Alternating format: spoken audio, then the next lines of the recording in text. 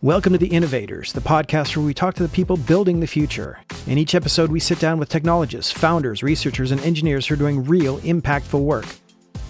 They're applying technologies in ways that change how we live, work, and think. Whether it's breakthroughs in AI, climate tech, health systems, or digital infrastructure, this show is about the people turning ambitious ideas into working systems. No hype, just thoughtful conversations with the folks making it happen.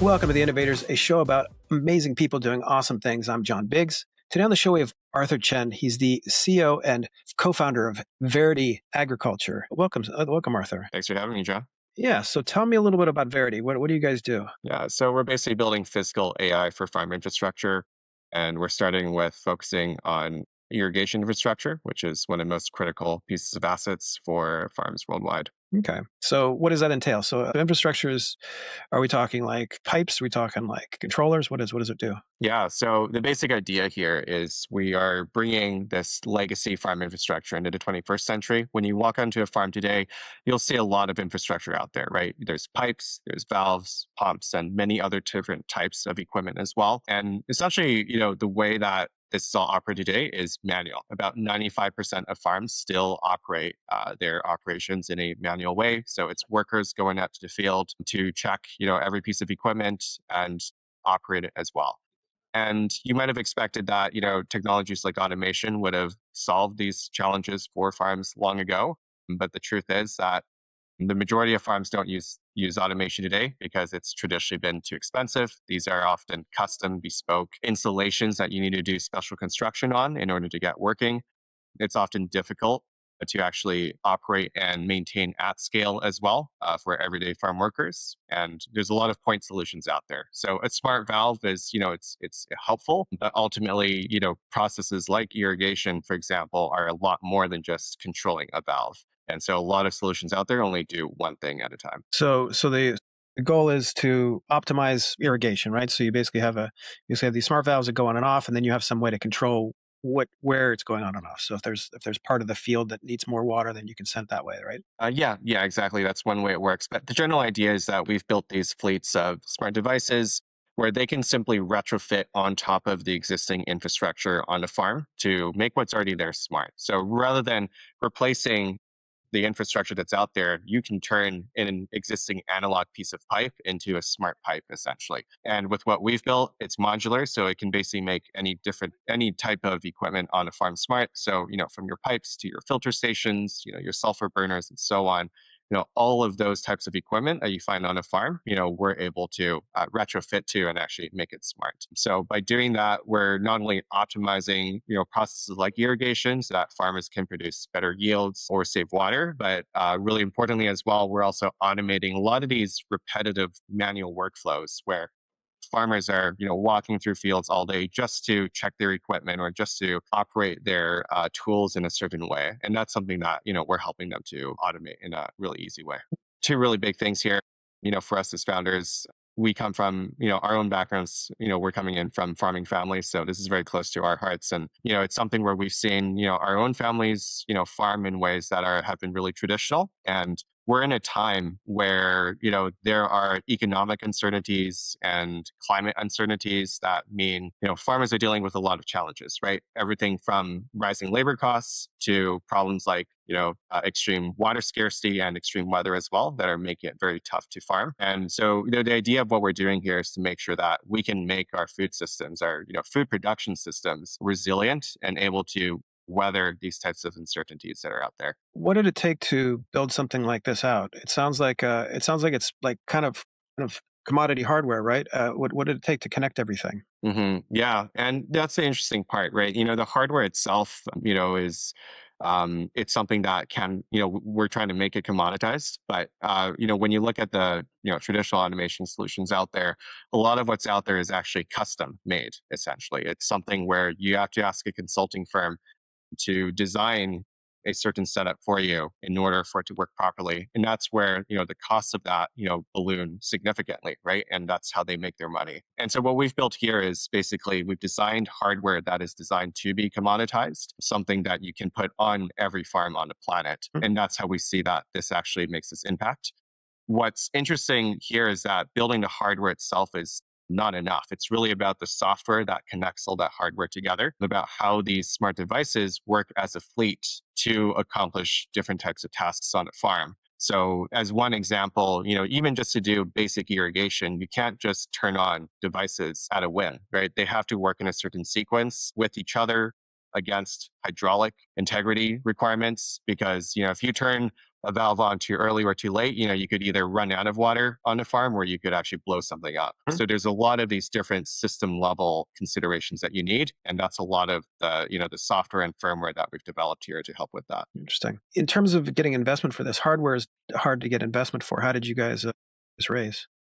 Yeah, I think the important thing at the end of the day is that you're building for an industry that is it's a traditional industry, and it's also a very fundamental industry as well. And that's really where building for agriculture, there is a hardware component, but there is also a software and a services component as well.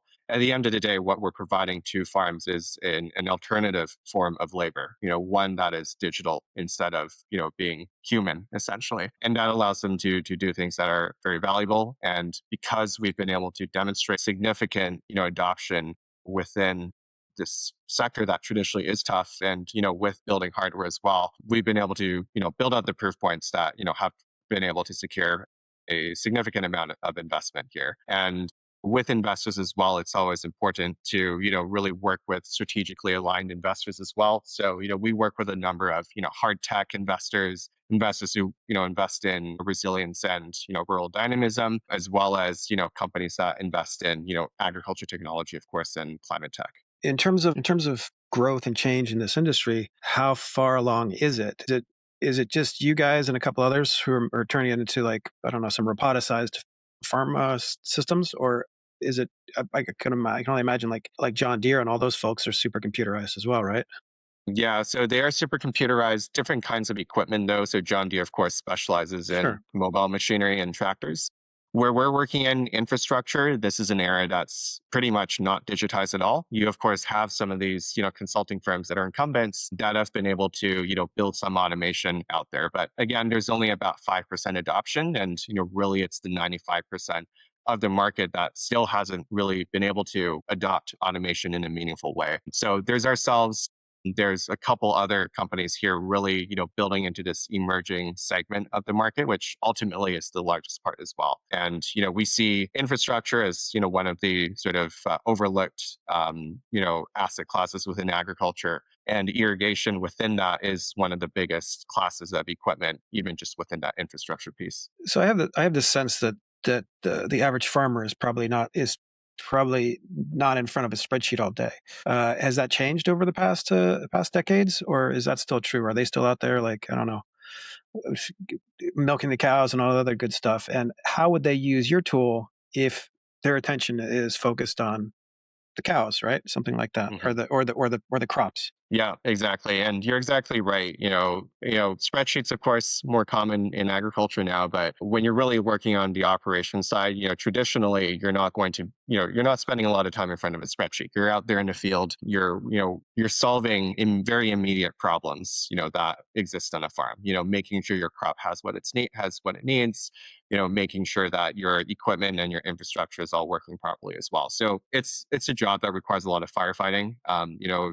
Running from one problem to the next to solve things. Really, where we come in, right? It's two things. Number one is making sure that you can help offload some of that chaos to something that's automated that can handle some of that chaos for you, so that you have better focus on the things that ultimately matter more, right? So Right. rather than having you run out to check on your valves or your pipes, for example, being able to hand that off to Verity to that can do that for you. That's a really big gain, and that gains the trust of the everyday operators. I think at the end of the day, it's that, a lot of these tools in the past have been built for very technical staff members, people who, maybe come from an agriculture engineering background, for example. But the truth is the majority of, the farming workforce, they're the everyday operators who are in the fields. They're very good at farming and they're very smart, but they might not have that, technology background to be using, and really fiddling around with a lot of automation knobs. So we've built for, that user, that everyday farm operator, rather than, that technical farm manager. And that's also where we're seeing a lot of inroads within the industry. How do you sell into farmers? How do you sell farmers on your project, or how do you sell farmers on your product? Yeah, so it's been really interesting because when you look at ag tech and the fusion of ag tech is usually very traditional ways of getting to market. So it's a relationship-based business. There's a lot of door-to-door selling. There's a lot of trade shows that you attend, traditionally. But what we found coming into this is that that's hard to scale, right? It's hard to scale trade shows. It's hard to scale door-to-door sales. And so we've developed a number of different ways to generate leads in a very reliable way, but also in a way that maintains those relationships. So we have a very robust outbound program here where we're able to go into specific decision makers at these farms and go through certain registries and databases in order to find the growers where we're able to create the most impact for them and actually be of most value. On top of that, we have our own data sources that we can use to help enrich that. We can bring in satellite data, for example, to better understand what kinds of needs that farms have in certain regions. And the last part I'll mention here is that we have found that farms, especially in certain regions like California, they've gotten a lot of outbound to them, and they've seen technology, but at the end of the day, they want to feel like they have agency in making those decisions as to what tools to to adopt. And that's really where we found building good marketing, showing how we are actually helping with the farming community, has actually driven a lot of inbound demand to us in both our core regions and in new ones as well. So there's a lot of this pull motion that we see from the market, because of what we've been able to demonstrate there. What does the world look like when you guys are successful? Yeah, what we're building towards here is we're basically building for, smart infrastructure. We believe that, you walk 10 years into the future and every new and existing piece of infrastructure you see on a farm is going to be smart in some way. That includes irrigation, that includes, the different buildings and processing plants that you see on farms. It also includes, things like the power systems and, the regular plumbing that these, farms are using, right? These are, complex and distributed operations that are out there. So that's what we're building for here. And, ultimately we look at, models of companies like John Deere, for example, one of the world's largest companies, period. And, they actually have revenue, greater than Airbnb and Netflix combined, right? So they're actually Mhm. very big. And that's the kind of company that, we're building here. And, we're doing that in the infrastructure side of agriculture. Is there another problem that you guys could solve? Is there something that you've been itching to fix out in the world? There are a lot of things that we're thinking about and that we'd love to fix. And I'll say, one of the ones that we think about a lot is, the financing aspect of agriculture. When you look at other industries like, energy, clean energy, for example, there are a lot of different financing instruments out there that are helping operators to put projects into place, structured financing, project finance, and so on. And that's, worked really well, right? You see new solar plants come up, you see nuclear power plants come up and being financed with some of these instruments. In agriculture, it's quite different. You actually don't see a lot of those types of financing instruments. In fact, I know of one company that's done it successfully, and they actually borrowed the contracts from the solar industry and repurposed them for agriculture. So I think there's a lot of opportunity here to build financing instruments and fintech for agriculture to really support, the financing needs of, making agriculture, much more resilient and also efficient. Pretty cool. Where are you guys at? What's for the future of Verdi? Yeah, so right now, we've been primarily focused on our core regions on just the west coast of North America, so US and Canada. And we're now starting to, go into our continental expansion. So we're expanding out east into all of North America, into Mexico as well, and, into LATAM later this year.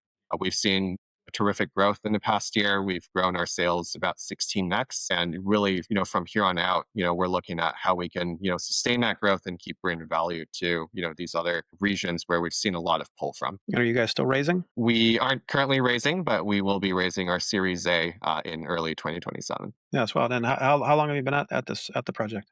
throughout the product? Yeah, so we've been working on this for a few years now. So I started this basically while I was still in college, and we worked on it, part time for a bit. But at this point, it's been about 4.5 years full time building this. We spent the first 3.5 years or so purely on R&D. So a lot of iteration, a lot of being out, in the heat, with farmers to really understand what works for them. And in the past year, we started commercializing it and have seen a lot of great success that way. So yeah, it's been a ride and a journey for sure. Was there ever a moment where you said, "No more Verity, I'm done"? Yeah, it's an interesting question, and I think truthfully, no, actually, there's been times where it's felt very difficult for sure, but I think on account of just the when you see the impact you're able to create in the field, you realize how important of a thing you're doing it is, and at the end of the day, it's a mission. It's not a ploy to make money.